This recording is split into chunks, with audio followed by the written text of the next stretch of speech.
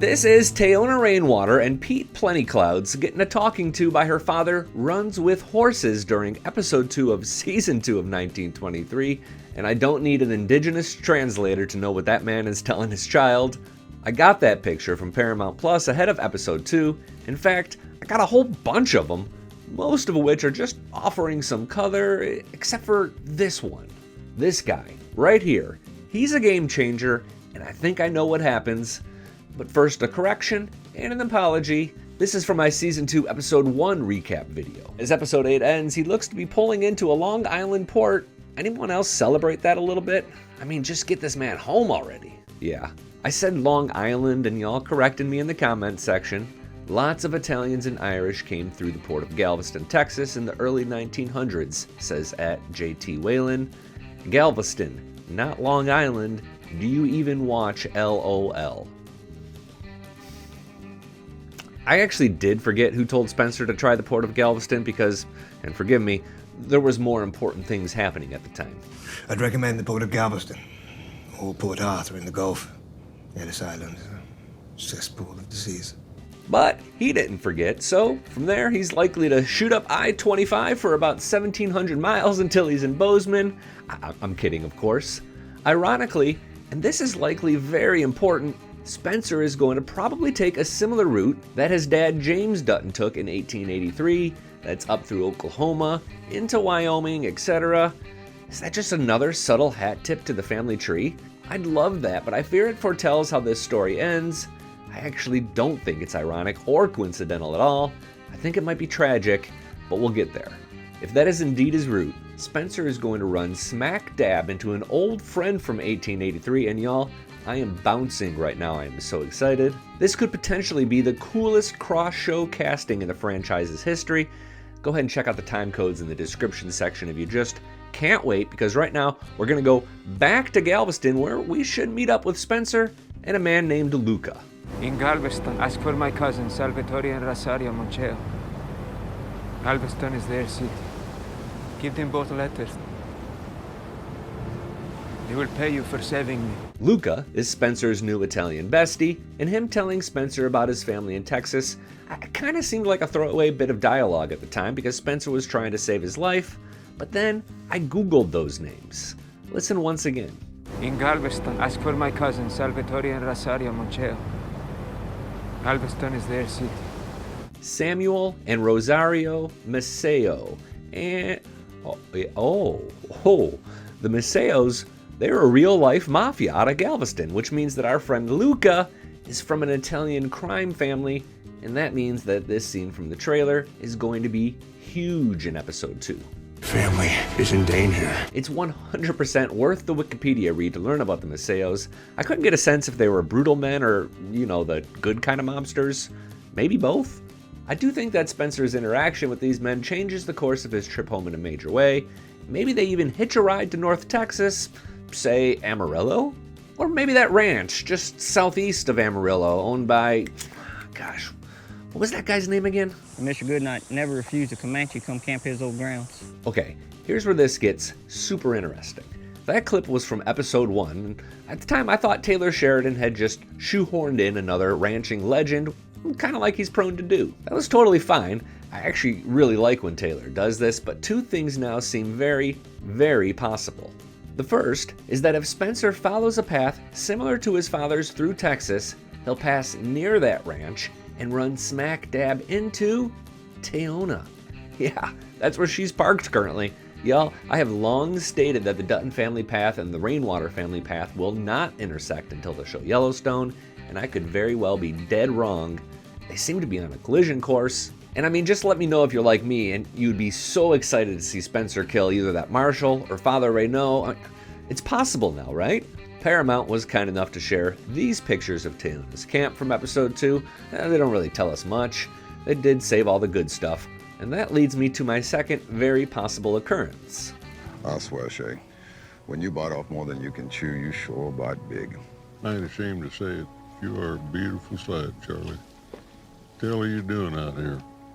Same as you, apparently, hunting bandits and strays. That scene from 1883 finds Sam Elliott's Shay Brennan talking to Charles Goodnight, who is played by Taylor Sheridan, Don't suppose you care to bury these folks? To tell you the truth, Charlie, I don't think they're worth the hole. The thing is, Charlie was still alive in 1923. He's like 87 or something, but, with a little makeup. I mean, how much do you want to bet that Taylor Sheridan reprises his role and runs into Spencer Dutton just like he did 40 years ago? That's a very Taylor Sheridan thing to do, right? It's like a gosh darn family reunion.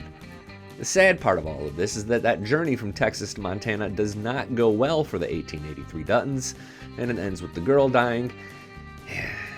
Go ahead and watch the last 5 minutes of my episode 1 recap video to find out why another tragedy seems very possible.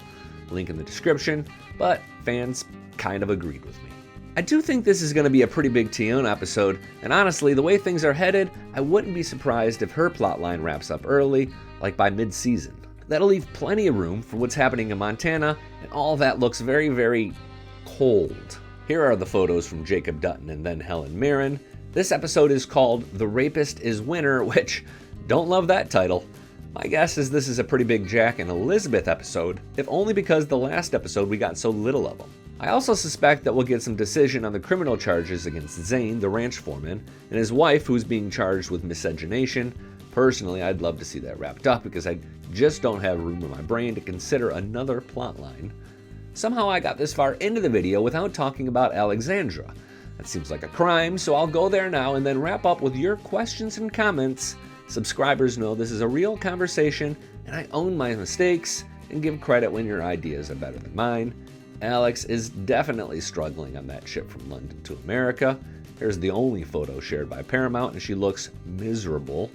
My bet is that episode 2 ends with a really big Alex cliffhanger, perhaps one that involves this scene. It's lost to me. I really hesitate to bring this up, but the episode is called The Rapist is Winner. Hoping that's just a metaphor. Kind of fear it's not. Okay, like we did throughout the final season of Yellowstone, we're now going to answer your questions and comments. You can email staff@tasteofcountry.com to participate. And here to help out is my Dutton Rules podcast co-host, Adison Haager. Adison, what's first? The first one is, you still have the family tree wrong. You have an extra generation inserted needlessly. Ooh, you just hit Billy where it hurts. Billy, how do you feel? Billy has spent so much time on this family tree. Billy, do you agree? I retooled it, in fact, right for the start of this season.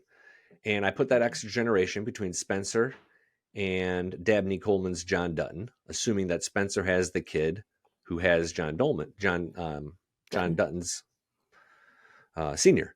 Now, if it ends up being an adoption scenario, like I just suggested, then that extra generation goes away. But the bottom line is here, we still don't know all of the answers. So to a certain extent, all of it's speculation. I do think along the way, Taylor Sheridan has made some goofs, but totally understandable and forgivable. Like, probably didn't have this all figured out from the get-go.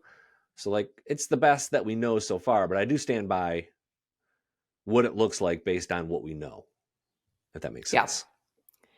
The next one I have for us, does Kara have ride a horse in any episode, and does she know how? Does she have to ride a horse? Yeah. Does Helen Mirren know how to ride a horse? And I actually looked into this a little bit too, because we hadn't seen Kara. We've seen Harrison Ford on horseback. Mm-hmm. And I did read an interview where Helen Mirren really compliments Harrison Ford's horseback riding skills. I guess he's wonderful on a horse. He's a really good equestrian, which makes a lot of sense. He's ridden horse, I think, in the Indiana Jones movies too, if I'm not mistaken. He's probably been on a horse. But I did a little research on it, and I guess Helen Mirren actually was, at one point, a really talented horseback rider. She's been on a horse. She told Art Magazine a number of years ago she's been on a horse a lot in her life, but when she signed on to 1923, she told them, no more for me on a horse. Oh, interesting. She's of an age where I think she can say that. So we see her now during cowboy camp. She learned how to drive the buggy.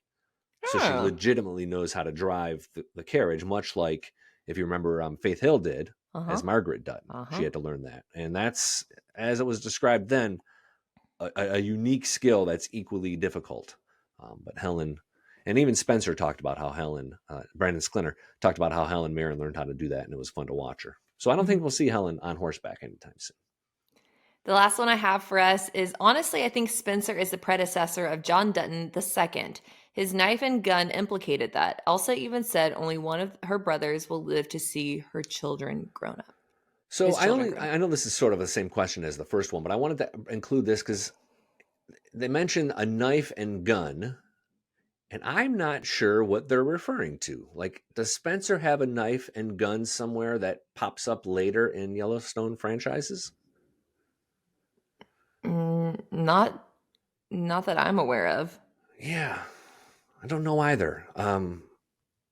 So I'm curious if I missed something there. Like, he has that long gun that he's brought with him a number of times and pulled out and killed a dozen lions and 50 sharks with. Which, by the way, he seemingly has an endless supply of ammunition. I know. It's like he never has to. I'm like, where are you getting all this? Yeah. So maybe that pops up later, but I didn't know what she meant by the knife. I don't know. If people know exactly what he's talking about, what that person's talking about in that question, please let us know either. Well, at staff@tasteofcountry.com would be the place to do it because, I might maybe missed something or misremembered it.